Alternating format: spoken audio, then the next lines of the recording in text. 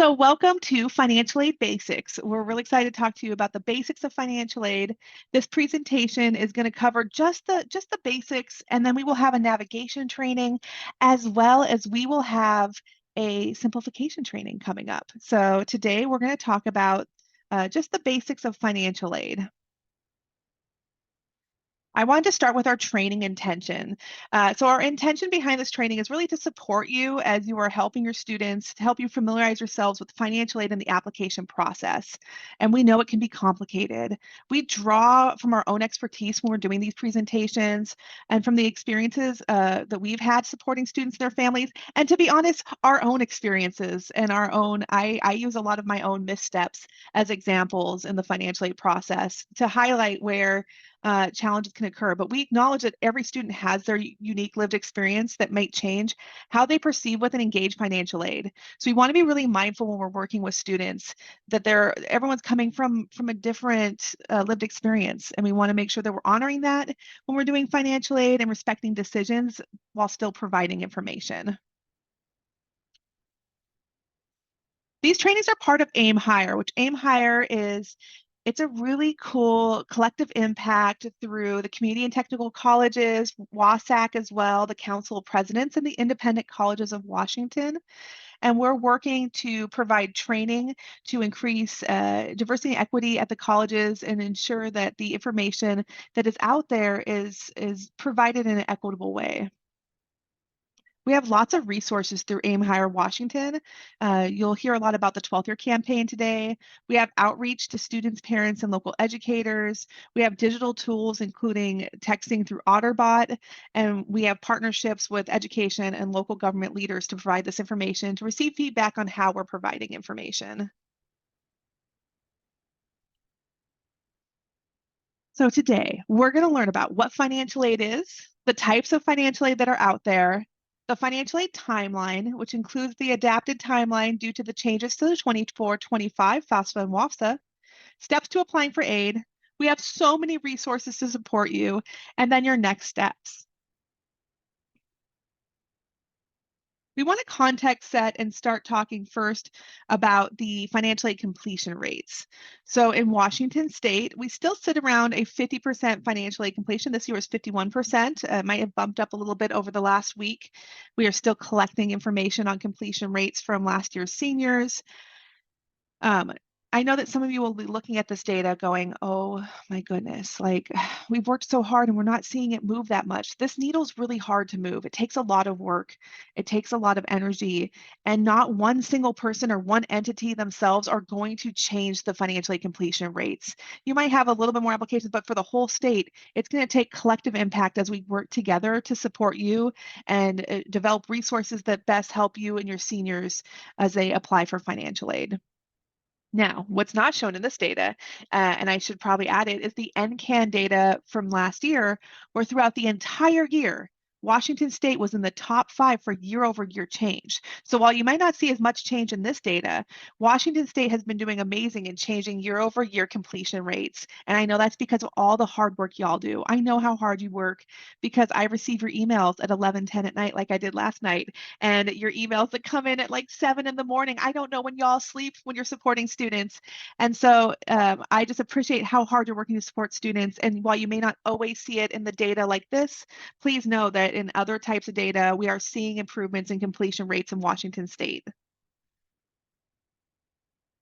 I just don't want anyone to feel like they're like doing this alone. We're all together working on this, and we're really excited to have y'all as partners, and that we have the opportunity to support you as you do this important work. So let's talk about what financial aid is, where it comes from. So financial aid, basically, it's just money to help pay for education after high school. So this includes grants, work-study loans, scholarships. All of these things are making education after high school more affordable for our students. And that's our whole goal. Like what I want for students personally, my goal is I want every single student to think about what they love to do that earns a family wage. Not everything you love to do will earn a family wage, but what you love to do that earns a family wage. And think about where they are now and how to get to that for the cheapest price possible. Because I'm like the most frugal woman in Thurston County, maybe even Western Washington, and I want students to be able to save money when they do this and use all these different types of financial aid to make it the most affordable option for them to get to that career that they love, that earns them a family wage. I get to do something I love every day, and I get paid a family wage for it. That's all I want for our students. If I was independently wealthy, I would still do financial aid work, but until I hit the lotto, we'll let WASAC continue to pay me. So financial aid, I know in Washington, we are not fans of umbrellas. We're like, no, thank you, hard pass. But for financial aid, umbrellas are one of our favorite things because it covers all the terms that are inclusive of financial aid. Because a lot of times when people say financial aid, they just think of one application or one type of funding. But what it is it is four main types of funding: grants, scholarships, loans, and work study. And we'll talk more about each of these types of funding. Grants, these are going to be income-based. They're federal grants, state grants, and institutional grants. Scholarships come from so many different places, and we'll talk about that. Loans, we don't want to sugarcoat for students. We want to make sure we know loans are the reality for our students at times, and that there are different types of loans out there. And then work study, which I love, and we'll talk more about it. So let's start with grants. Grants are gift aid. So that means that typically the student doesn't have to pay the funds back unless they don't meet what's called satisfactory academic progress. So for example, and I got permission from the student to share this story because she wanted other people to know. I was teaching my first quarter of community college classes. I was very excited to be a teacher. I was like, oh, I've made it. I'm a teacher now. And so on the first day of class, I made sure that it looked like very much like a kindergarten classroom. I had name tags for everybody. I knew all my students before they even came into the classroom. I was very excited. I made them goodie bags. It's just how I roll. So all my students come in, they start their first day of class. I sign paperwork for the students who had financial aid so they could release the checks. And then everyone goes off, and when we continue on the quarter, and I noticed that a couple students may have ghosted me during that process, and that's okay. I thought, at least you got a goodie bag out of it. So I had a student who never came back. So we fast forward to the last day of the quarter. I'm giving finals, and because I'm someone who likes to feed people, I decided that we would have a buffet in finals because they had to do presentations, and I thought you might want to, if you're stressed, eat before you do a presentation or afterwards. So we have our buffet. The students are giving their presentations, and I have a student come in after the presentations, like after finals are done, and just loads herself up a plate of baked ziti. And I just think, oh, it's a hungry student. Awesome. Like, manja manja, help yourself. And she's like, no, I'm in your class. And I'm like, I only have 17 total students this quarter, and I think I would know. And she's like, no, I was here day one. I'm like, oh, you were? So what happened between days one and last day here now? And she's like, well, y'all sent me some money for financial aid. And I said, yeah, like we sent you money for books. And she's like, but no one told me they were for books. So me and my bestie went to Vegas and they spent all of their money in Vegas. And she's like, and then you sent me a second check. That second check was the refund on tuition from the classes she was dropped from because she didn't show up, which I did not know was an option to drop. So she got a second check. Now she owed back all of that money. So she was like, I don't know what to do. Can I do all the work for the class? And we had to talk and figure it out. And we ended up like working with financial aid and a independent scholarship that paid off some of her debt so that she could continue on her classes. But she didn't know when she received the check. She's like, I had no clue. You just sent me a check in an envelope. And I thought, well, this is pretty sweet. So I tell students, like, financial aid is great for going to college, but man, it is not great for going to Vegas. You want to use those funds for things that help you be successful in school. And so if you don't show up to your classes, like all of your classes, then you may potentially owe a refund. But other than that, it's a gift aid that you receive and you typically don't have to pay back, which I love. And we have two main grants that students might be eligible for: the Washington College Grant and the Pell Grant. So the Washington College Grant, you might also see like advertisements on buses, YouTube, on social media, things like that, that will talk about the WA grant. There's a huge marketing push to inform Washingtonians about the amazing funding package that comes from the WA grant. The WA grant is the improved version of our state need grant. So our state need grant back in the day is what I received. It allowed me to go to college. If I hadn't received the state need grant, I would have stuck around being a sandwich artist probably a lot longer than I needed to. No problem with being a sandwich artist. I was just not amazing sandwich artist. And I really love doing this more. So when I applied for financial aid, I got the state need grant. The WA grant is the even more improved version. So I'm so excited that Washingtonians get an improved version of what I received that allowed me to do what I want to do that earns a family wage. The WA grant is for our low and middle income families in Washington state, and it helps people get more money for different pathways. So it's not about getting an associate's or a bachelor's. It's about also funding things like apprenticeships and other technical pathways.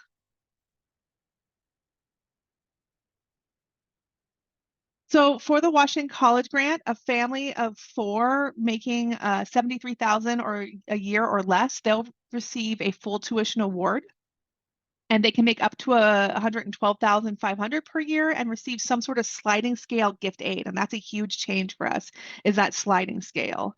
So the Washington College Grant, the WA Grant, and Washington College Grant are the same thing. It's just that Washington College Grant's long. It doesn't roll off the tongue as well as WA Grant. And so I think it's just kind of a rebranding to ensure that more people know about what's available to them. Also, the WA Grant's available not just to our high school seniors who are graduating, it is Washingtonians who are eligible by income and that they haven't completed a certain education level. So we have a lot of returning adults who are like, oh my gosh, I can get some of this money for financial aid. And so I always encourage, you'll see if you're working with high school students, you may see families where the parent is applying for financial aid at the same time as their student. And I encourage you to assist both of them through that process. For students to find out how much they might get from Washington State Aid alone, they can use our Washington calculator. And we have a lesson plan on this on our Padlet. The Washington calculator asks 3 questions, and it allows them to know what they would be eligible for from Washington State. Another type of aid are scholarships. So scholarships are amazing. There are so many scholarships out there. And unfortunately, I don't know if you know this, but we have scholarships that go unawarded every single year. I hear about them from different organizations.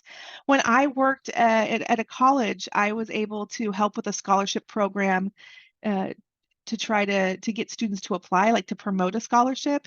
And it was really heartbreaking to see the number of students who didn't apply for scholarships just because they didn't think they would get it, or they didn't believe that someone would actually be willing to pay money for them to go to college, that someone would be willing to bet on them financially. And so scholarships, I think they serve two amazing purposes. One is helping a student financially for their education. But two, there's this other part of it where a student receiving funds from a stranger really says, hey, I don't know you, but I believe in you enough that you got this. And I think there's a real like a lot of power behind that. And so scholarships can be found through our watchboard.org. There are scholarships for everything. There are scholarships for people who are left-handed, for people who can make a beautiful duct tape dress, which you might be thinking duct tape, ugh, but there, like Sunnyside had a winner to the duct tape scholarship that I've never seen a more beautiful dress in my life, all made out of duct tape. There are scholarships in Washington State, like the Washington State Opportunity Scholarship, which is amazing. It is a renewable scholarship for students. And there's a lot of opportunities for students to receive aid through scholarships. So loans, we always want to talk to students about loans because we want them to be good consumers of loans, and we want them to make informed decisions about how they're borrowing money. This generation, our seniors, they are very debt averse. Thank goodness. Like unlike my generation, who was like, "Yes, please give me every loan, and let me get some variable rate mortgages as too." Like we took everything. So this generation is very hesitant about loans, and we want them to be informed about the types of loans they might have to take and understand them so they can make an informed decision for themselves of what's best for their decision for their life when it comes to taking out loans. There are two main types of loans that students will be offered. They are both federal. There are subsidized loans and unsubsidized loans. Unsubsidized loans are loans that the interest accrues the minute they start taking it out. That interest starts accruing. Once they are out of college, in a short period after college, then they'll start paying those loans, but the debt has been growing. Subsidized loans, the government is like, hey, you know what? We're going to pay the interest while you're in school and for a short period after. So they're going to pay that interest. So the student is starting with just the principal of the loan as what's owing when they graduate from college. We encourage students to take subsidized loans before they take unsubsidized loans. They don't have to take out the full amount of the loan that they're offered. So they might be offered $4,000, but they really need $2,000. I tell students, take what you need, but not what you want. It's very easy to take out loans, but you have to pay them back.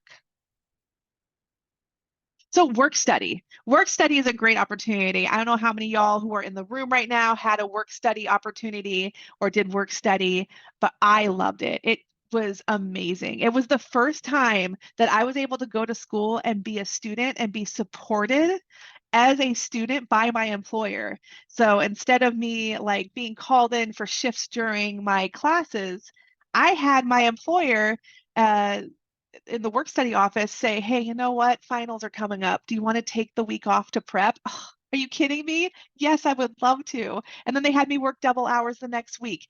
It was amazing. It was like a really cool way to be truly supported. And then also, your students might work in a field like I worked in financial aid. And then, like, my heart grew 10 times larger that day. And I have not been able to leave financial aid my whole life. But your students might find something that is in the field they want to go into. There are work study positions for so many different areas. You could do work study in the library. You could do like the fitness center, like literally the person who checks the card as they're going to the fitness center or like cleans the gym. Outreach, I had employees that were work study when I did outreach.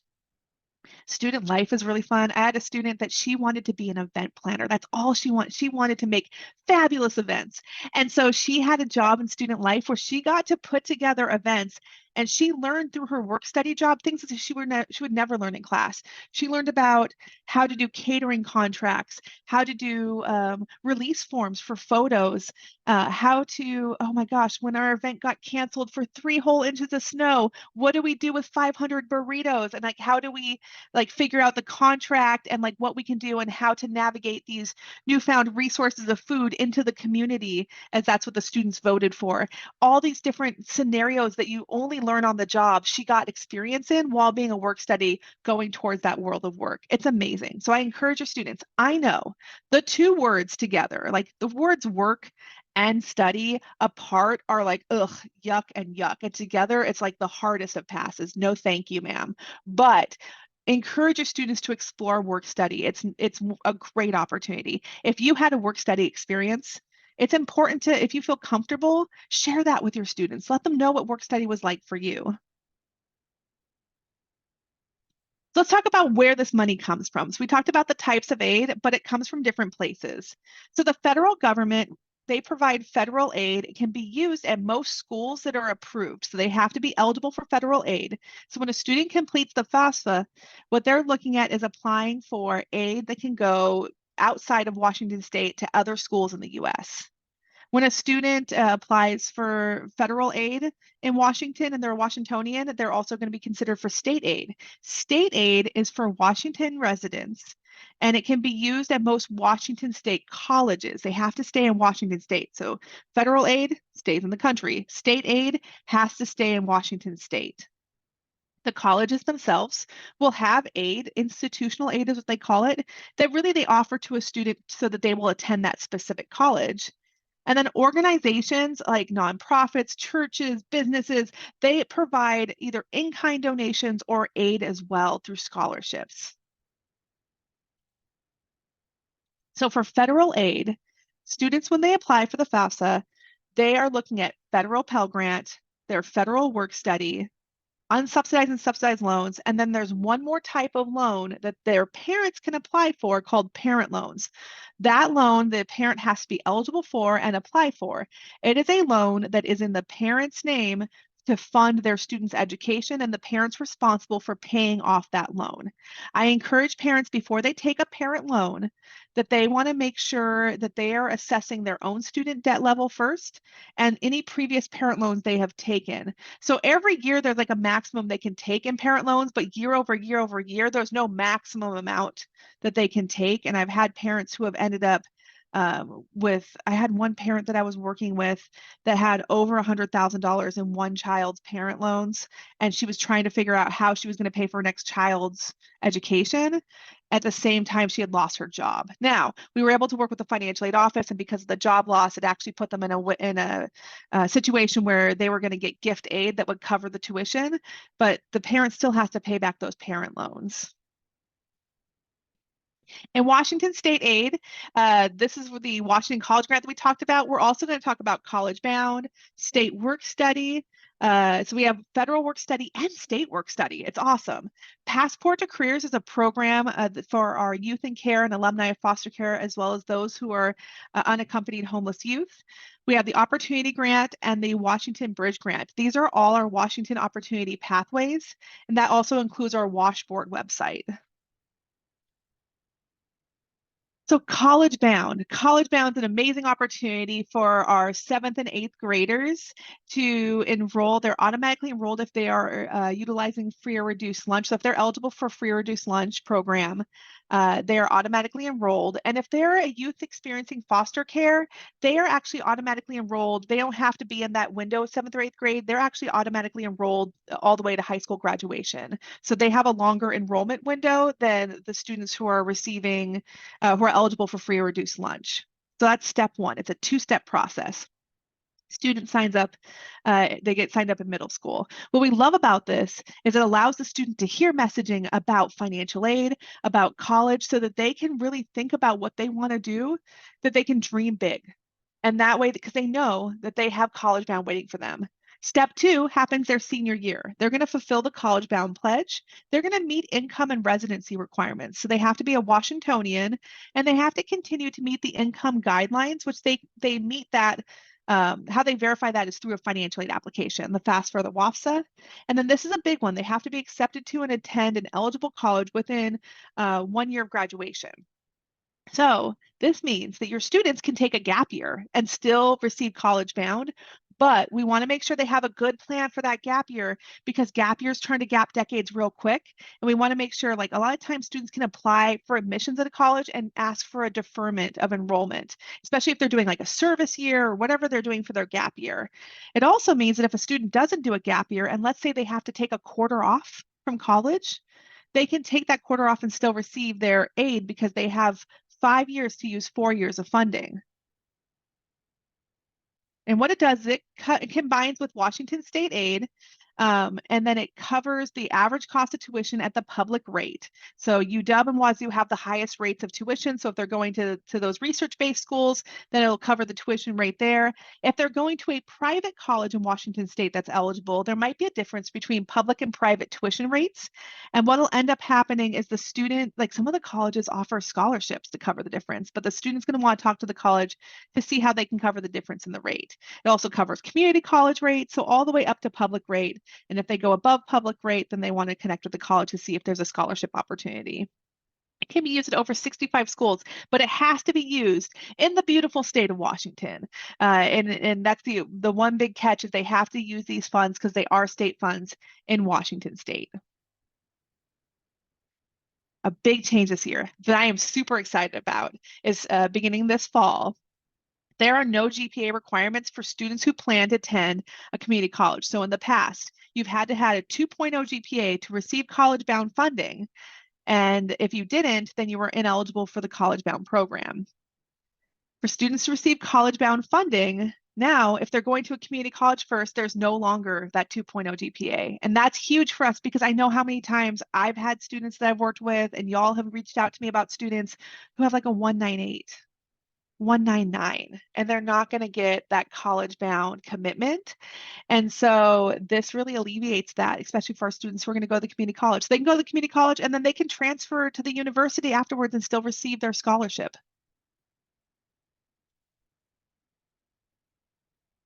So those are the types of funding. Let's talk about the timeline that students are going to access these funds.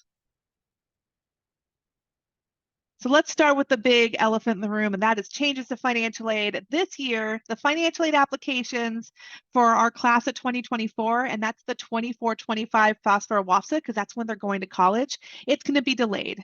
It will be released someday in December. We don't know that day yet. Federal student aid will let us know. So in the past, I've always talked about when it gets pumpkin spice and everything nice out there, it's time to think about financial aid.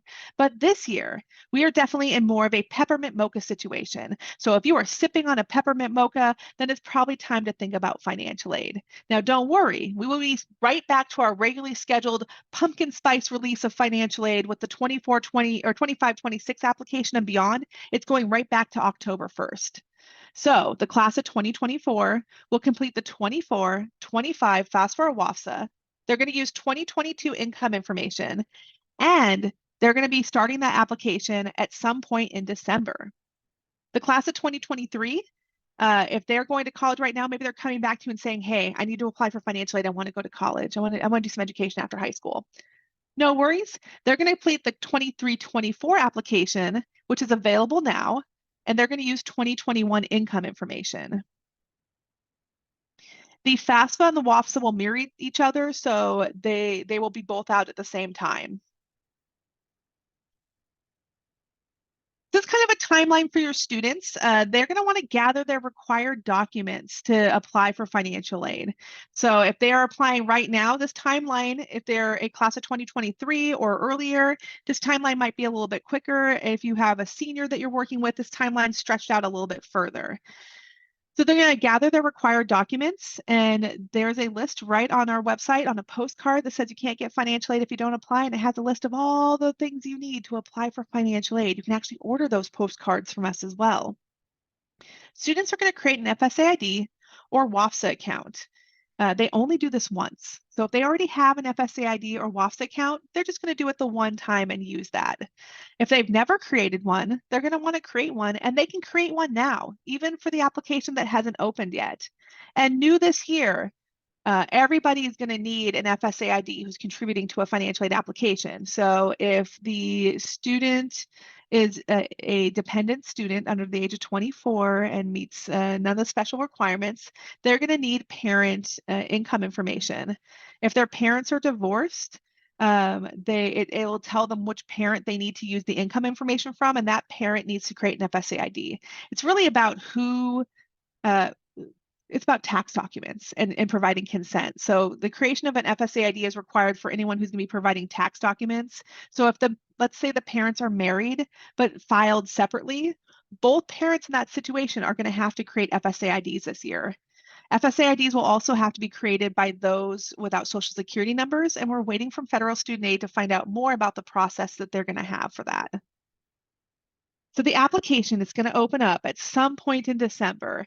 It could be early in the month, it could be late in the month, but I would not plan for early events just because we don't know when it's going to come out. And it could come out while schools are on break. And then every other year, they're going to apply for financial aid on October 1st. They don't have to do it October 1st, but that's when it opens up. So students will apply for financial aid, but they also need to apply for admissions at the same time because they can get all the aid in the world, but they have to have an institution to send it to. So they're going to apply for admissions and financial aid. And you will see with the deadlines that some of the deadlines for financial aid are changing. So for example, University of Washington, their freshman priority financial aid deadline was January 15th, and they've moved that to February 28th. So you might want to check the school's websites to see who's changed their financial aid deadlines. It might give students more time to collect all their documents and apply for aid.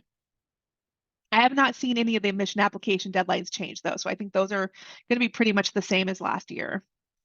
If a college reaches out to a student for asking for additional information, we want to make sure that the student follows up. So the college is going to ask for additional information if they need to clarify something in the application or if the student's been picked for verification. And then the student's going to assess their award letters and accept the award from the college that they're going to attend. And we have worksheets to help with that. So here are the documents students are going to need to apply for financial aid. If they have a driver's license or state ID, awesome. If they have it, they can use it. If not, no worries. They're going to need income information. So their own income information includes their bank statements, if they worked, their W-2 or pay stub, or prior taxes, if that's applicable for them. Their parent will most likely need to provide information if they're under 24, and that includes personal information in addition to they might need bank statements to look at their assets, child support statements. If they have a farm or small business as an asset, they'll need that information. If they W-2s or pay stubs are really helpful, especially if they didn't file prior year taxes. And then they'll have to give consent for the FAFSA to access their IRS documents from the prior year. FAFSA filers themselves should have their own either Social Security card or their permanent resident card. And then parents, if they have a Social Security number, they'll need the access to that. But if not, no worries.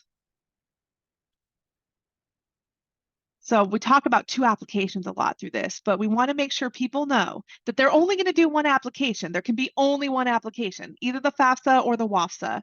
The FAFSA is the application for federal aid. So that's typically our students who have Social Security numbers, but not always. Some students with Social Security numbers have Social Security numbers for a different reason that don't allow them to receive aid, but they typically for U.S. citizens or a student who's considered a eligible non-citizen, and that can be students who are from Marshall Islands, students who are receiving specific type of visas to be here in refugee status, and it's all online. It'll tell them who is eligible. If a student doesn't know which application they're eligible for, I encourage them to go to the WAFSA page and do the eligibility statement. So they go through this questionnaire and ask them like 5 questions, and it tells them what application they should do. And that way we're not guessing status, because we never know what status the student, and we don't need to know a student status. We should never ask that.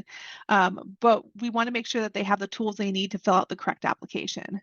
If a student's not eligible for federal aid, then they're going to use the Washington State application for financial aid. Both applications are free and both are online. So let's take a look at what the steps are. So the first step is that FSA ID for the federal application. And we have a worksheet as well as a lesson plan to help you with your students. I encourage you, this fall is a great time to help your students get their FSA IDs. That way they're ready to go when the application's available in December. These are the changes I talked about. Everyone who's contributing to that FAFSA has to have an FSA ID. Here's a big change, the verification piece. It takes 1 to 3 days for an FSA ID to be verified. So what needs to happen is a student needs to create their application, their account before they can do their application. So no longer are we able to have financial aid events where the student creates an FSA ID and then like we eat 2 slices of pizza and then we go into the application. Those are 2 separate processes now. So the students, we want them to do their FSA IDs early because it's a separate process. It has to be done between 1 to 3 days before they access the application. And they can do that right now, like not this minute, like finish the webinar and then help your students with their FSA IDs. The application starting in 2024 and beyond, so the 24-25 application will no longer have that separate signature page because everybody will have FSA IDs. Just want you to know what the federal site looks like. There's 2 ways to apply for the FAFSA. It can be the website or the paper FAFSA. And there's 2 language options, so it's available in English and Spanish. But there is language support over the phone for the top 10 spoken languages in the US. That's new this year. For the WAFSA is an easy start application with the questionnaire, and then it moves them into creating an account.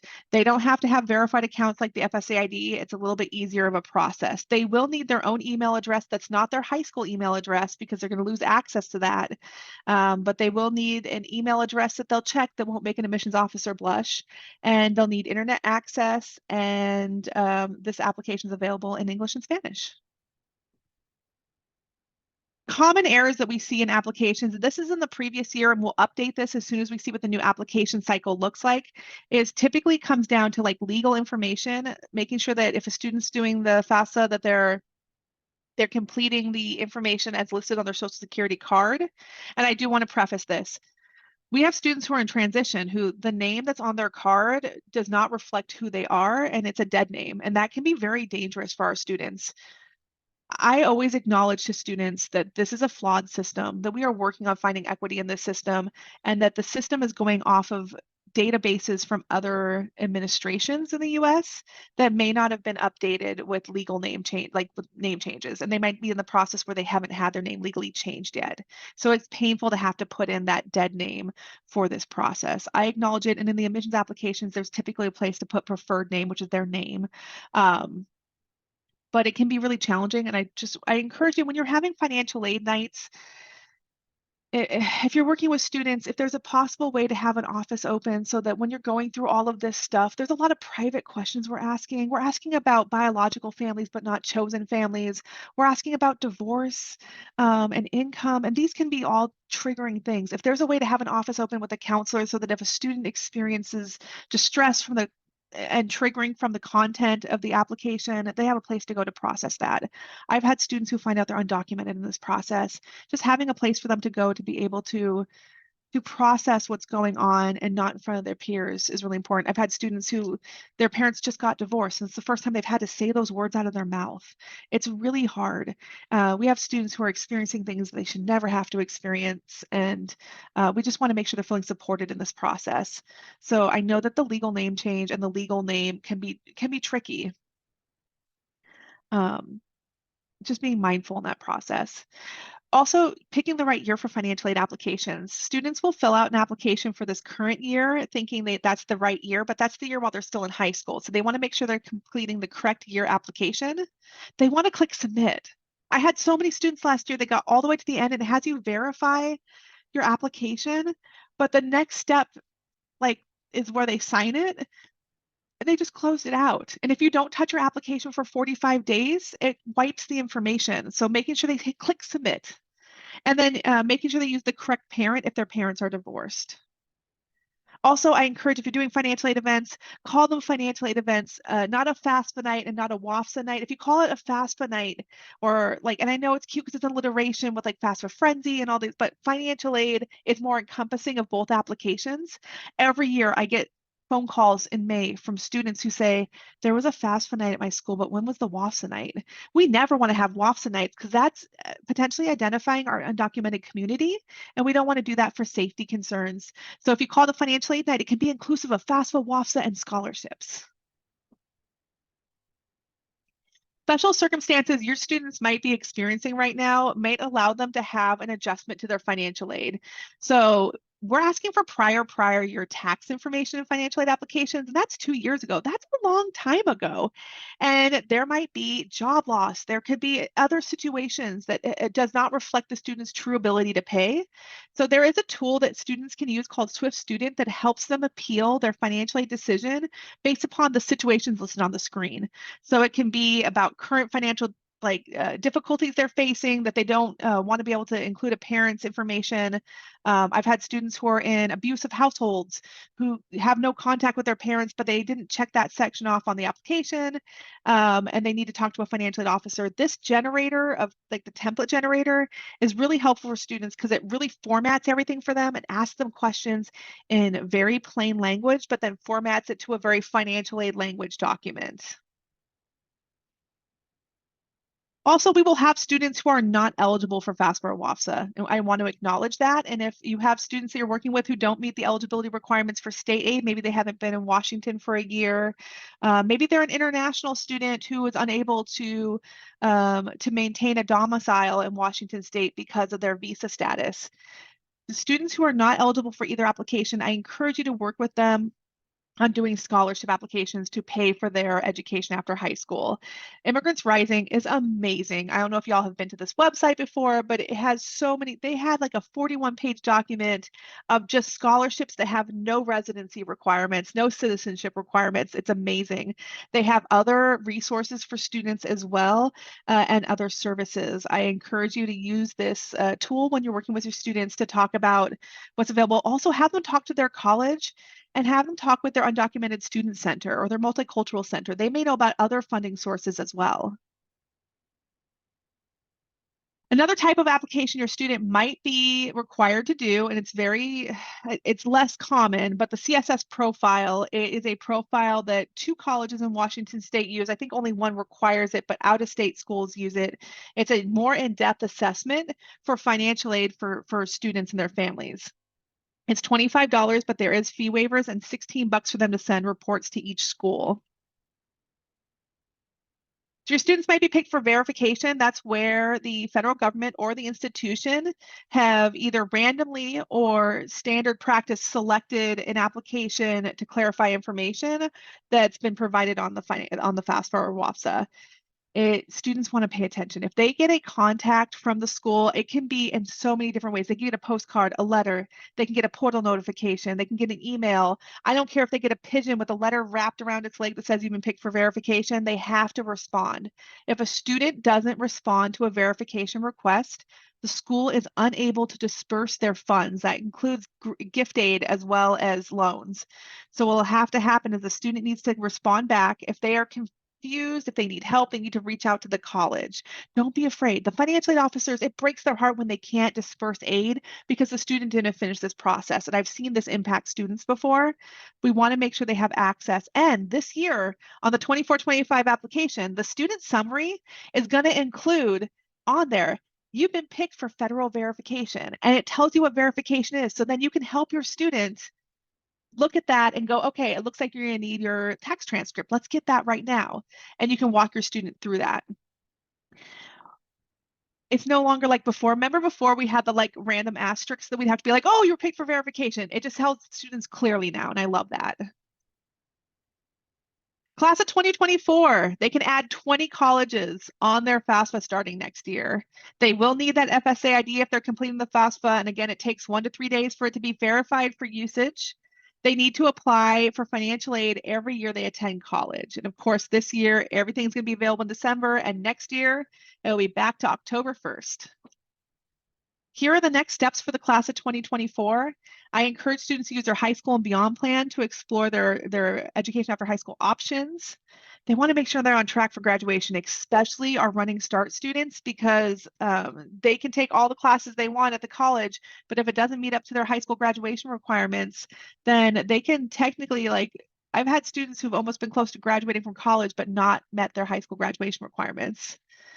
Have them determine what application are they going to do. Are they doing the FAFSA? Are they doing the WAFSA? I know they're not doing both, but they need to know which one they're going to do. They can create their FSA ID or their WAFSA account, and they can start applying in December. Resources. So I'm going to pass it off to Yasleen, and she's going to talk about resources. All right. I'm going to link or send again the link to all of our links because I've gotten a few questions about that. And then I've also gotten a question on where you can find this presentation after, and it will be after it's done over recorded, we'll post it onto our YouTube, and it will be linked to our Aim Higher page, so you can find it there. All right, so let's get started on the resources. So after you've heard all this information, you're probably like, so much to do. What am I going to do? Where do I start? And you can go to our 12th year page, and there's a bunch of resources that we've created for you. You can look through our page, decide what you want, just look at our digital resources, things that you may want printed, complete an order form. And if you want to receive updates and keep ordering from us, you can sign up as a 12th year site, and we'll be sending updates, especially with these new changes, on what to expect. So yeah, here's a little bit of what we have. Sorry, next. We also have lesson plans. I know Christina mentioned earlier about how to create an FSA ID or WASFA account lesson plan. So this is what they kind of look like. And we have created 5 different ones that can kind of help you with your financial aid advising day requirements that you all have. We have 5 of them that touch on every single point that the financial aid advising day kind of requires you to touch. So no extra work on you, but you can choose your capacity. If you have 15 minutes with students, there's a video and a activity that you can do, or worksheet, or whatever kind of makes sense for what you're doing. And this is our Padlet for students. Many of you might be familiar with the practitioner one. So this is kind of the same thing, but just for students. All of the little boxes are links to where they can go for more financial aid help, or now that they've received an award letter, like what does that mean? Or let's say they're on campus and they just kind of don't know where to go for financial aid help, or they're stuck now because they have graduated and don't have you all to guide them. This is kind of a place where they can go.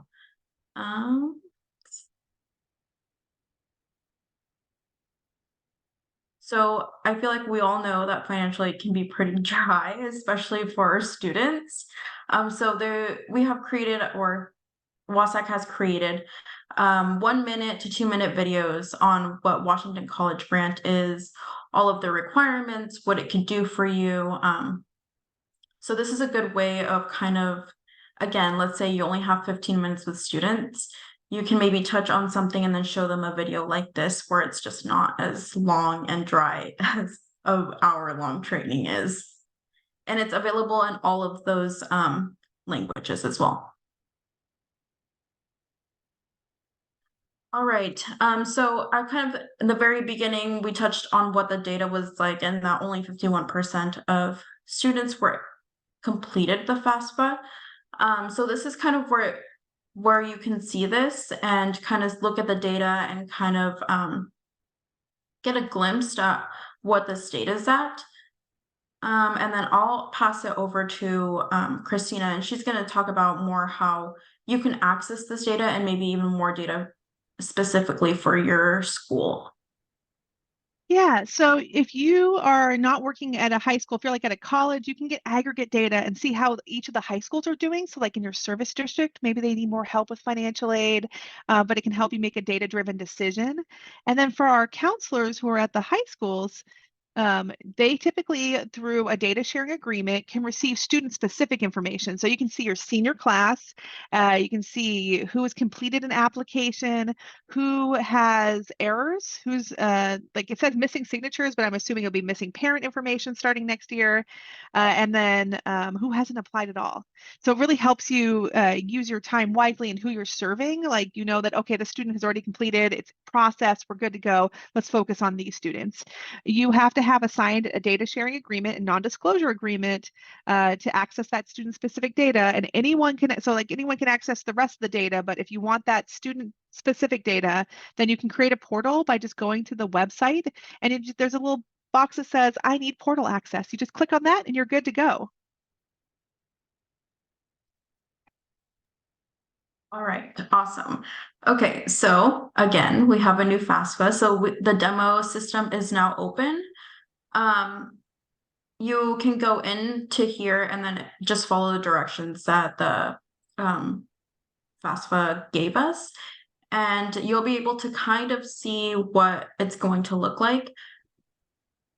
From my understanding, some definitions or words still might be changing, and Christina can maybe elaborate on that. So you'll be able to see last year's application right now and play in it, and then they are going to update it. So like it's open right now with last year's application for those of you who are working with those who are doing the 23-24, and then they're going to update it with the 24-25 application. Typically they do it right before it's released, and then you can go in, you won't mess up any of the applications. It just allows you to play in there without having to, so you can see what it looks like without having to like do a student. So like I've in the past had to do my own to do our trainings. So it allows you a place to grab screenshots too. All right, and then just a reminder that WASAC has a student loan advocacy office. So again, that's not our goal for students to take out loans, right? But if it does happen, this is a good place where they could get information about what it means to have loans, what it's going to look like when they have to start repayments and stuff. So this is a good place to go and get information about that. And they're always happy to help. And this is the FSA page where they have like toolkits and what kind of the definitions are that are changing and what they mean. and kind of where you can just find updates too, that when they start posting. And we will have another training opportunity, yay, in November. And this will go more in depth into more challenges or errors. And I know we kind of briefly touched on that, but this is a place where you can maybe ask more questions and get more clarification on that. And I just wanted to let you all know that for the November 7th session, it is screenshots of the 24-25 application. So it's going to be a line by line of the 24-25 application. We're really excited to have access to those. Yeah. Any questions? Yes, so I'm going to go ahead and we're going to go ahead and open up for Q&A. We're going to